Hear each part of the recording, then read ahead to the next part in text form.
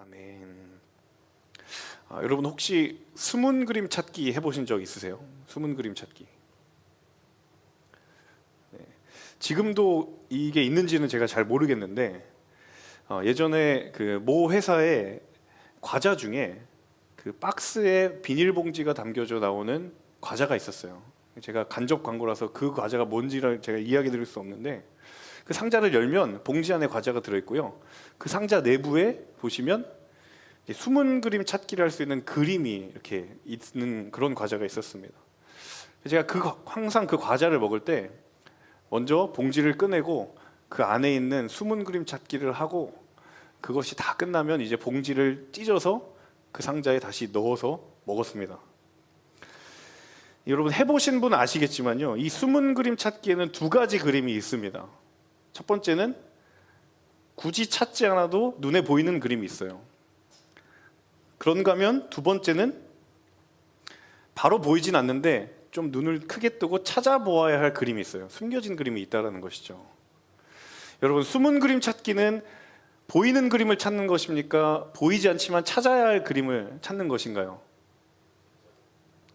네, 오늘따라 이 제 앞에 쳐져 있는 벽만큼이나 우리의 거리가 멀게 느껴지네요. 자, 무엇을 찾아야 합니까? 네, 보이지 않는 그림을 찾아야 합니다. 이 숨겨져 있는 그림을 찾는 게 숨은 그림 찾기죠.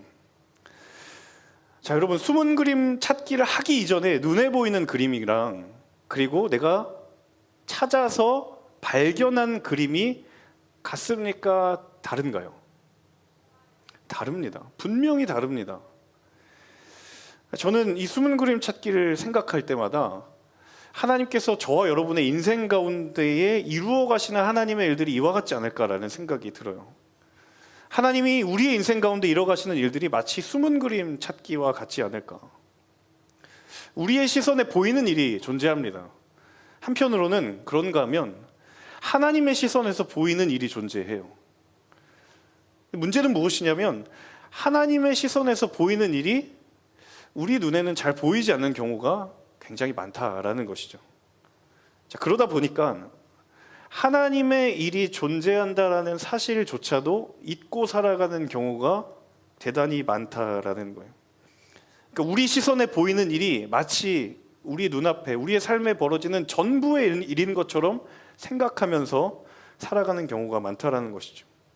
자, 그런데 숨은 그림을 찾는 게임에서 여기 숨은 그림 없어 라고 말하는 것은 얼마나 어리석은 일인가요?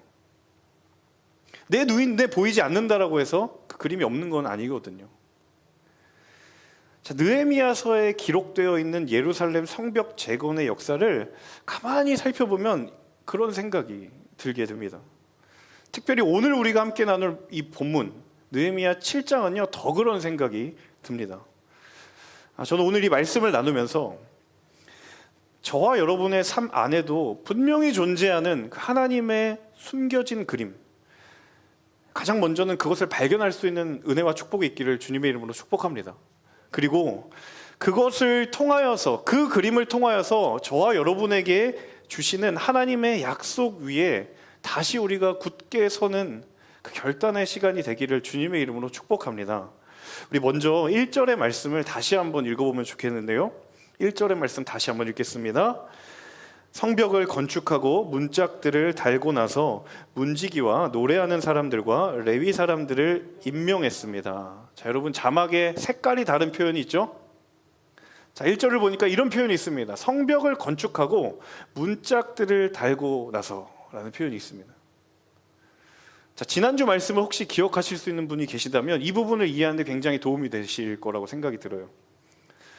자, 당시에 무언가 건축물을 공사했을 때 문짝을 다는 건 그 전체 공사의 맨 마지막 부분입니다. 자, 그러면 1절에서 방금 문짝을 달았다라는 표현은 무슨 이야기냐면 공사가 끝났다라는 의미입니다.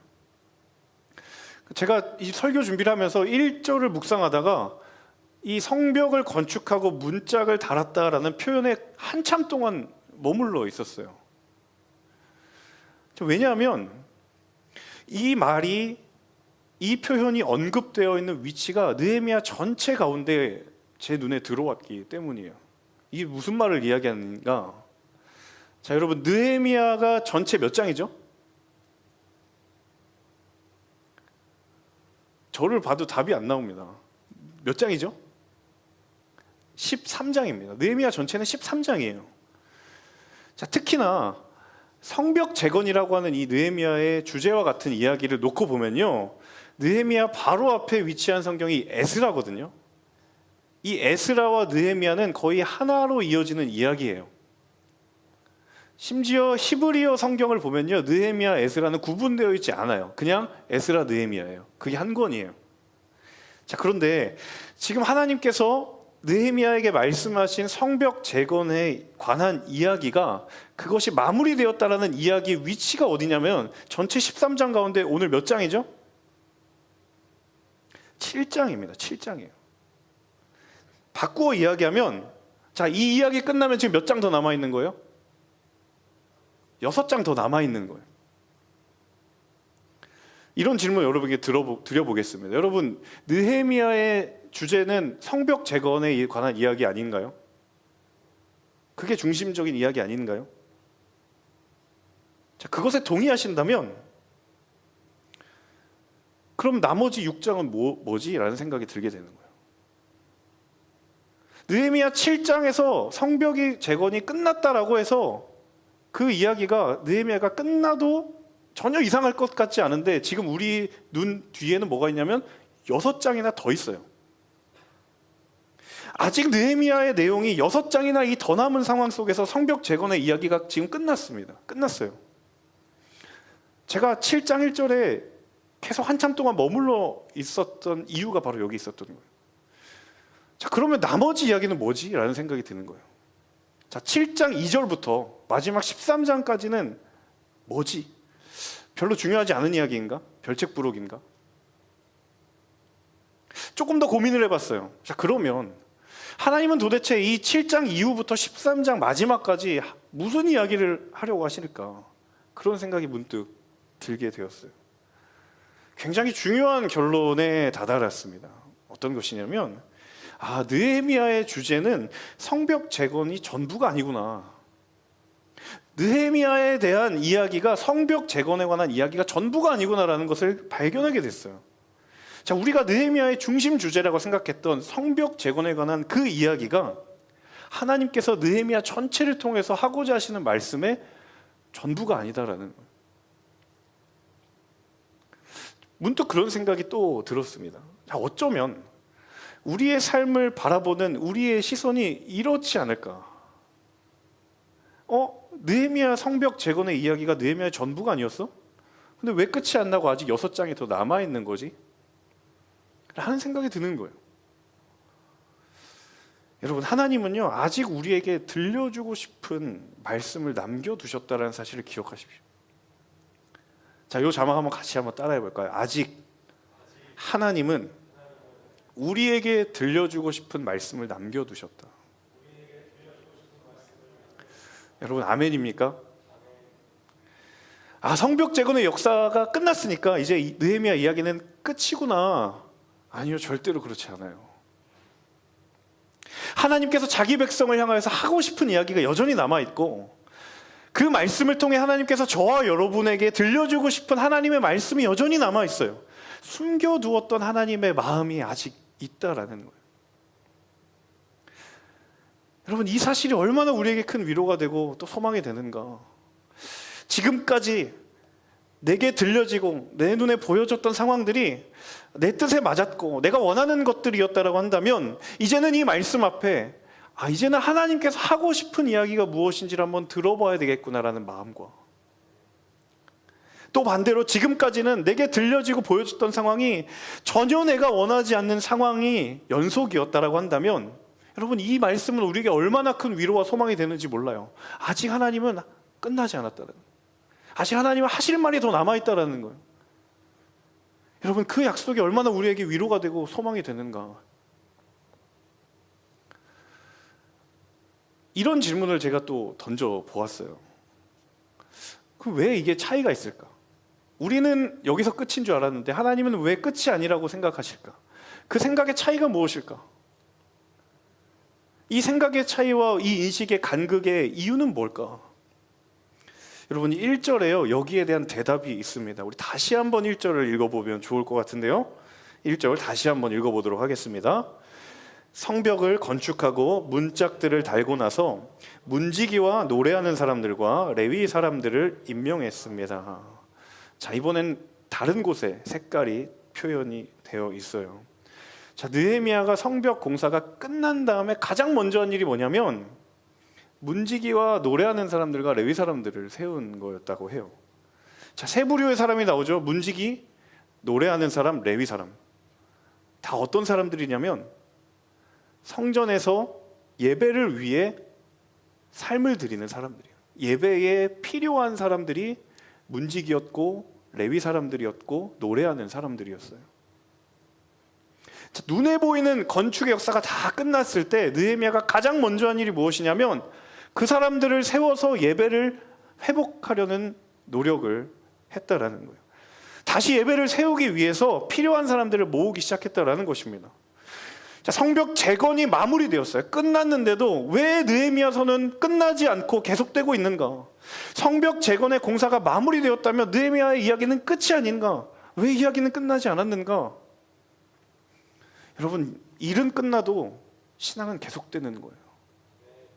일은 끝나도 신앙은 멈추지 않는 거예요. 성벽 쌓는 그 일은 끝났지만 하나님을 예배하는 삶, 이스라엘 공동체가 하나님을 예배하는 예배 공동체로 세우는 그 믿음의 길은 계속 가는 거예요.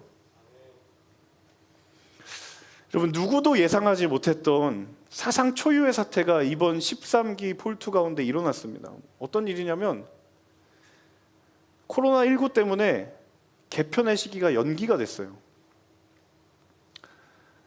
한 9월쯤 되니까 이미 암묵적으로 리더십들이 마음속에 생각을 하기 시작합니다. 아, 이제는 끝날 때가 됐지. 우리가 통상적으로 한 10월쯤 되면 이취임식 하고 새로 콜링하고 하겠지. 제가 그런 얘기 들었어요. 올해는 뭔가 이상하더라는 거예요. 전화도 안 오고 이게 뭐지 싶은 거예요. 그러니까 눈치 보여서 저한테 묻는 사람은 없어요.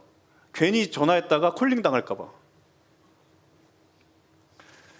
근데 만나는 시선 속에서 전화를 다른 일로 전하면 뉘앙스 속에서 다 느껴져요.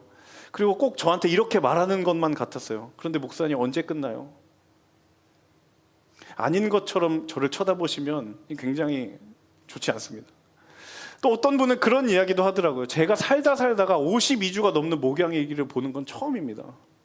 목양 보고서 말하는 거예요. 이상하다. 이맘때쯤 되면 끝날 것 같아. 왜 안 끝나는 거지? 자, 그러다가 이제 모두가 설마 했던 일이 진짜 얼마 전에 일어났어요. 제가 공식적으로 리더십들과 함께 이 13기의 한 텀이 좀 연장되었습니다. 12월까지 가기로 결정되었습니다. 이 이야기를 나눈 다음에 정말 제 확신입니다만 최근까지 제 귀가 간지러웠어요. 얼마나 제 욕을 숨어서 하시는지. 저를 원망하는 분이 제가 많지는 않다라고 생각되지만 최소한 한두 명은 있다고 생각합니다. 저는 그분들을 원망하지 않아요. 그럴 수 있다고 생각해요. 이 일을 지나면서 제가 문득 어떤 생각이 들었냐면, 여러분, 믿음의 걸음과 신앙의 길 위에서 우리가 굉장히 착각하기 쉬운 것 가운데 한 가지 사실은요, 믿음과 신앙을 무슨 프로젝트 사업처럼 생각을 해요. 여러분, 프로젝트 하면 시작이 있고 끝이 있잖아요. 마치 신앙과 믿음의 길을 내가 시기를 정하고 시작과 끝을 정해놓고 가는 거예요. 안 끝나면 이제 열 나는 거예요. 요즘같이 예상이 빗나가면 굉장한 낙심 가운데 빠지는 거예요. 그냥 오늘 포기하고 들으세요. 이런 얘기 할 거예요, 여러분. 너무 저를 이렇게 원망스러운 눈빛으로 쳐다보지 마시고. 더 근본적으로는 이 마음 안에 무슨 일이 있냐면 나의 일과 하나님의 일이 구분되어 있는 거예요. 자, 저는 한 텀 하니까 이제 하나님 알아서 하시고요. 저는 이제 물러나겠습니다. 네, 이 어두운 이야기를 하니까 지금 반응을 하잖아요. 여러분이 지금 눈빛을 쏘고 계셨던 것은 아닌가. 우리 마음 안에 근본적으로 내가 할 일이 있고 하나님 할 일이 계시니까 저는 이 일을 하고 빠질 테니까 나머지 알아서 하시라고. 제게 주어진 일은 성벽 공사 아닙니까? 끝났잖아요. 다 끝난 거 아닙니까? 뭘 더 해야 됩니까? 선수 교체해 주십시오. 여러분, 선수 교체의 권한이 선수에게 있습니까? 감독에게 있습니까? 누가 열심히 뛰다가 저 좀 바꿔달라고, 부상이 아닌 이상 누구도 그렇게 이야기하지 않습니다. 왜 느헤미야가 성벽을 건축하고 문짝을 달고 나서 문지기들을 세우고 노래하는 사람들을 세우고 레위인들을 세웠는가? 왜 예배를 세우기 위해 또 다른 일을 했는가? 지금 일 벌리려고 한 게 아니라, 눈에 보이는 역사는 끝났지만 영적인 싸움은 끝나지 않았기 때문에 알았기 때문이에요. 하나님이 그들에게 주어져 있는 영적인 길, 여러분, 성벽을 왜 재건했습니까? 다 건축자가 되기 위해서 훈련시킨 게 아니라 그것을 통해서 영적인 재건을 하려고 했던 거예요. 하나님이 그들에게 진짜 하고 싶으셨던 예배의 회복, 영적인 회복의 역사를 성벽 재건으로부터 시작을 한 거였어요. 여러분, 일을 기준으로 하나님의 일을 바라보며 시작과 끝을 정하면요, 반드시 영적인 시험이 옵니다. 그러면 피할 수가 없어요. 처참하게 무너집니다. 왜냐하면 내가 시작과 끝을 정했기 때문에 이미 끝나버렸다고 생각한 그 순간 우리의 영혼을 스스로 무장해제 시켜버리기 때문이에요. 그런데 공격이 언제 가장 심하냐면 그때가 가장 심해요. 눈에 보이는 싸움이 끝났다고, 영적인 싸움도 끝났다라고 생각하는 순간 사단이 그 틈을 놓치지 않습니다. 지금과 같은 때, 여러분, 지금과 같은 때가 가장 공격받기 쉽습니다. 목사님, 왜 텀이 안 끝나요? 한 텀의 섬김이 내게 그게 일이었다면 끝나겠지요. 하지만 한 텀의 섬김이 나에게 믿음의 여정이었고 신앙의 고백이었다면 끝나지 않습니다. 그 텀이 끝남과 동시에 내 신앙생활 끝나는 게 아니기 때문입니다. 저 맨 뒷자리에서 고개를 푹 숙인 채 설교를 듣지 않으려는 몸부림이 보입니다. 제가 어디라고 말할 수는 없지만, 혹시 이 가운데 그런 생각이 드시는 분들 계실지도 모르겠어요. 굉장히 안도하면서 나는 리더십이 아니니까 해당 사항이 없구나. 여러분, 영적인 싸움을 손절하지 않는 길은요, 리더십을 하는 길입니다. 지금과 같은 때일수록 리더십을 하는 게 여러분이 사는 길이에요. 이거라도 하지 않으면, 이 자리라도 내가 탐하지 않으면, 여러분, 사단이 정말 본능적으로 여러분을 물어 뜯을 것입니다. 여러분, 우리에게는요, 보이는 일도 있지만 믿음의 길이 있어요. 영적인 시작은요, 하나님이시고 하나님이 시작과 끝이어야 할 줄로 믿습니다. 도대체 언제까지입니까? 네, 하나님께서 종료 휘슬을 울리는 그 순간까지, 끝까지 가는 겁니다. 그런데 거기에 하나님께서 여러분을 홀로 걷지 않도록 내버려 두지 않으실 거예요. 우리 이어서 3절의 말씀을 함께 같이 읽어보면 좋겠는데요, 3절의 말씀 함께 읽습니다. 내가 그들에게 말했습니다. 해가 높이 뜰 때까지 예루살렘 성문들을 열지 말고 문지기가 지키고 있는 동안에도 문을 단단히 닫고 빗장을 질러 놓아야 한다. 그리고 예루살렘 주민들로 경비로 세워 각기 지정된 처소와 자기 집 앞을 지키게 해라. 자, 성벽이 재건된 것을 앞에 두고 이스라엘 백성들에게 느헤미야가 명령합니다. 해가 높이 뜰 때까지 예루살렘을 열지 마라. 문을 열지 마라. 문지기가 지키고 있지만 그동안에도 문 열지 마라. 예루살렘 주민들을 경비로 세워서 자기가 관할한 지역과 집 앞을 지켜라. 자, 이 명령에 숨겨진 의미들을 한번 생각해 보자고요. 자, 페르시아에서 오랫동안 태어나서 머물고 있었던 느헤미야가 이스라엘로 돌아왔습니다. 그리고 백성들을 모은 다음에 가장 먼저 한 일이 바로 이 성벽을 짓는, 재건하는 역사였어요. 자, 느헤미야에게도 이 일이 가장 우선순위이기도 했지만 백성들에게도 이 일은 우선순위였어요. 자, 바벨론 포로 생활을 끝내고 백성들이 다 돌아왔을 때 자기의 삶 가운데 저마다 다 해야 할 일들이 있었어요. 집도 다시 세워야 되고 생업의 터전 다시 일으켜야 되고 해야 할 일들이 다 있었는데 느헤미야를 중심으로 모두가 다 미뤄두었습니다. 다 성벽 재건에 올인했어요. 그리고 52일 만에 그 공사가 다 마무리되었어요. 자, 52일이라고 하는 건 굉장히 평범한 속도가 아닙니다. 그 일에 진짜 모든 노력과 시간과 마음을 쏟아 부어야 한다는 이야기입니다. 자, 그러면 어떤 결과가 발생됐냐면 자연스럽게 백성들의 자기의 삶의 일부분들이 멈출 수밖에 없죠. 자기 집을 짓는 일이라든지 경제 활동을 하는 거라든지 생업의 터전을 회복시키는 일이라든지 다 잠시 멈출 수밖에 없었고 거기에 신경 쓸 겨를이 없었던 거예요. 4절에 그런 상황이 언급되어 있는데 우리 4절 같이 한번 읽어볼까요? 4절 말씀 함께 읽어보겠습니다. 그 성은 크고 넓은데 성 안에 사는 사람들은 얼마 없고 제대로 지은 집들도 아직 얼마 없었습니다. 4절에 뭐라고 나와 있냐면 제대로 지은 집이 없대요. 자, 아니나 다를까 성벽 재건이 끝나니까 이 4절에 보시는 바와 같이 그들이 다 각자 미뤄두었던 일들이 이제 상황적으로 수면 위에 올라옵니다. 집도 못 지었고요. 해야 할 일이 산적하게 남아 있었고, 자, 돌아왔는데 이제 자기 삶의 터전을 세팅을 하는 그 일들이 남아 있어. 느헤미야가 알게 된 거예요. 그것을 깨닫게 된 느헤미야가 어떤 행동을 했는가? 바로 다음 이어지는 5절입니다. 우리 5절 같이 한번 보겠습니다. 5절 같이 한번 읽어보겠습니다. 그런데 하나님이 내게 귀족들과 관리들과 일반 백성들을 모아 종족별로 인구를 조사할 마음을 주셨습니다. 마침 나는 처음 돌아온 사람들의 족보를 찾게 됐는데 거기에는 다음과 같이 적혀 있었습니다. 자, 그런 현안들이 계속 이제 터져 나오니까 느헤미야가 무슨 일을 했냐면 인구 조사를 했습니다. 여러분, 성경의 인구 조사가 여기만 나오는 게 아니거든요. 여러 군데 있습니다. 자, 성경에서 인구 조사를 한 경우들을 살펴보면요, 한마디로 아무 때나 그 인구 조사를 하지 않습니다. 전쟁이 시작하기 직전이나 어떤 국가의 재건의 상황 앞에서 반드시 필요한 상황에서 인구 조사를 합니다. 어떤 분명한 이유나 목적 없이는 하지 않아요. 근데 그보다 더 중요한 사실은 무엇이냐면 이 이스라엘의 공동체에서 이루어지는 인구조사는 철저하게 하나님의 명령에 따라 해야 됩니다.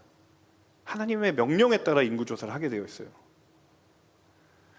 자, 그에 반하는 상황이 역대상에 있는데 역대상 21장 1절 같이 한번 보겠습니다. 같이 읽어볼게요.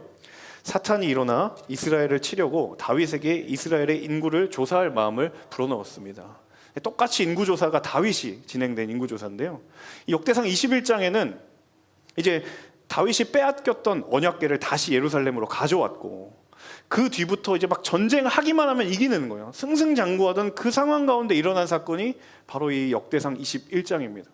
자, 그런데 그 인구조사가 하나님의 명령으로 한 게 아니라 지금 사탄이 그 마음을 흔들어서 어지럽게 만들어서 하나님과는 상관없이 자신의 마음대로 그 일을 해버렸어요. 그 뒤를 읽어보시면 그 일 때문에 이스라엘 백성들이 전염병으로 7만 명이 다 죽어버리는 일이 일어납니다. 자, 이 사건을 잘 기억하고 다시 우리 5절로 한번 돌아와 볼게요.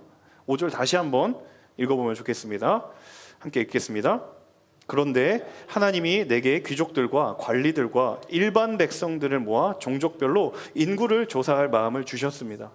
마침 나는 처음 돌아온 사람들의 족보를 찾게 됐는데 거기에는 다음과 같이 적혀져 있었습니다. 여러분, 인구 조사할 마음을 누가 주셨다고요? 하나님이 주셨더라고요. 완전히 상반된 상황입니다. 똑같이 눈에 보이는 인구 조사를 했는데 역대상에서 다윗이 시행한 인구 조사는 사탄의 역사로 자기 마음대로 했던 거라면 이 느헤미야 7장의 인구조사는 하나님이 느헤미야에게 마음을 주셨음으로 인하여서 시행된 일이었어요.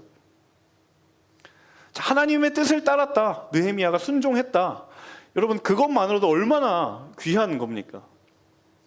자, 그런데 저는 이 느헤미야가 하나님의 마음을 구했다라는 것에 또 다른 한 가지 중요한 의미를 발견하게 됐어요. 하나님의 마음을 느헤미야가 구했다. 이 말은요, 왜 내가 이 일을 해야 하는가에 대한 영적인 정답을 얻는 과정이에요. 여러분, 하나님의 마음을, 어떤 일을 앞두고 하나님의 마음을 구하는 건 왜 내가 그 일을 해야 하는가에 대한 영적인 정답을 얻는 과정이라는 사실이에요. 그래서 여러분, 무엇을 하는 것보다 더 중요한 것은요, 왜 하는가예요. 항상 왜 하는가가 우리의 발목을 잡게 되어 있어요. 느헤미야가 성벽 재건하면서 얼마나 많은 위기가 있었어요. 엄청난 위기가 있었죠.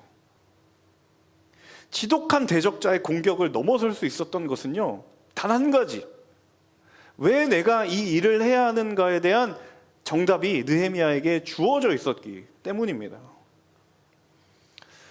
저나 여러분 예외 없이 인간이라고 하는 존재는 의미에 대한 문제가 해결되지 않으면 굉장히 괴롭습니다. 아무리 내가 열정을 쏟아부으려고 해도 왜 내가 이 일을 해야 하는가?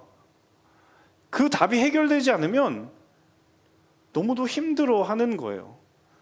여러분, 그 물음이 해답되지 않은 채 살아가는 가장 단적인 환경이 어디입니까? 내가 일하고 싶지 않은 회사, 내가 가고 싶지 않았는데 가게 될 수밖에 없었던 그 회사.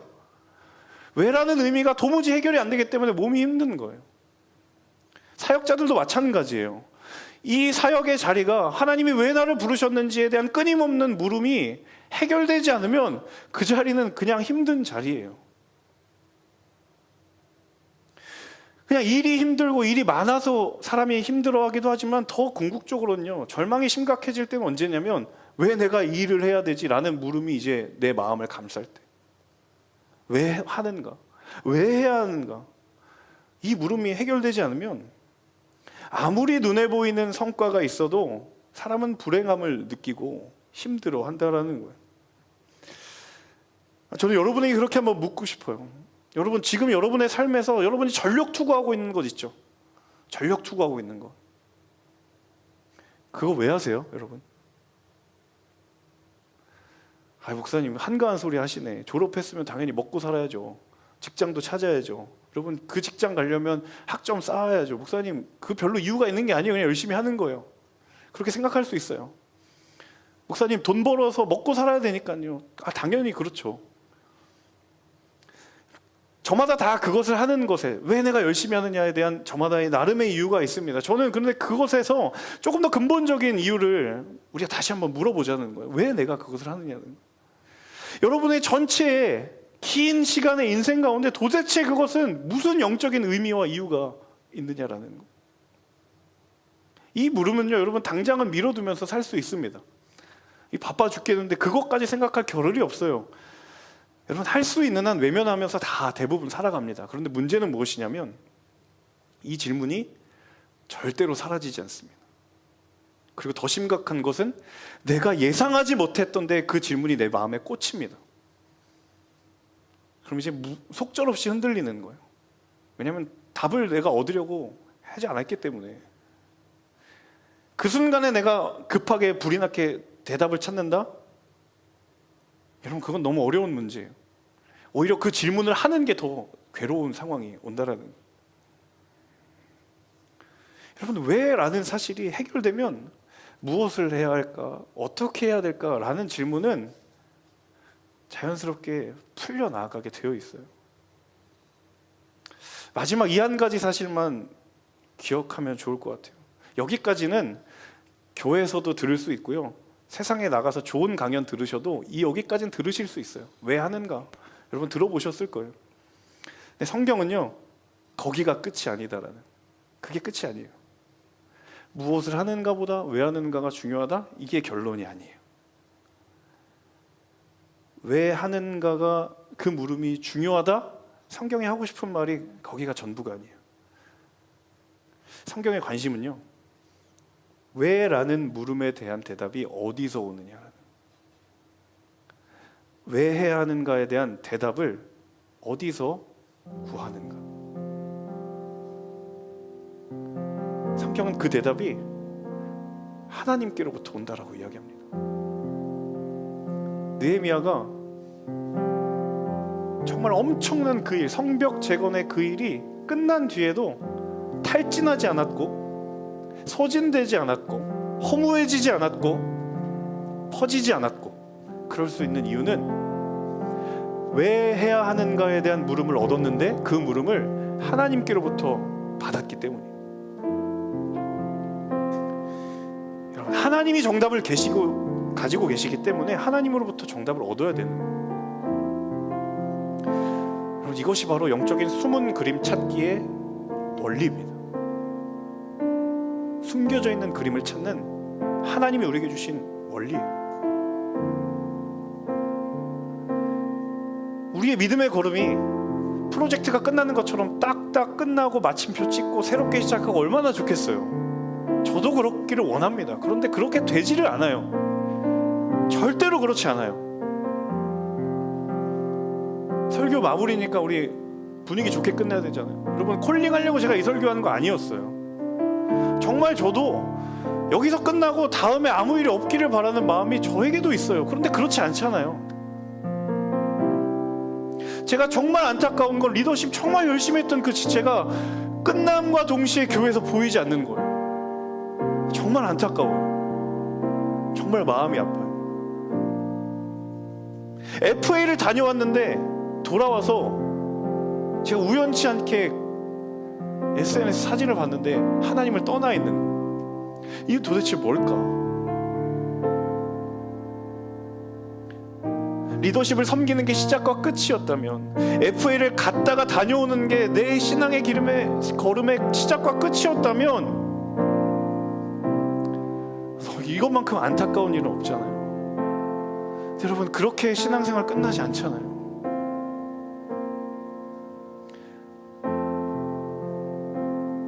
우리 폴투 대학부잖아요. 폴투 시니어부 아니잖아요. 아직 살아갈 날 엄청 많이 남아있잖아요. 그럼 이제 대답을 알아야 되는데 어디서부터 그 대답을 찾아올 것인가? 정말 여러분, 하나님 앞에서 이 물음에 대한 대답을 가지고 가시기를 주님의 이름으로 축복합니다.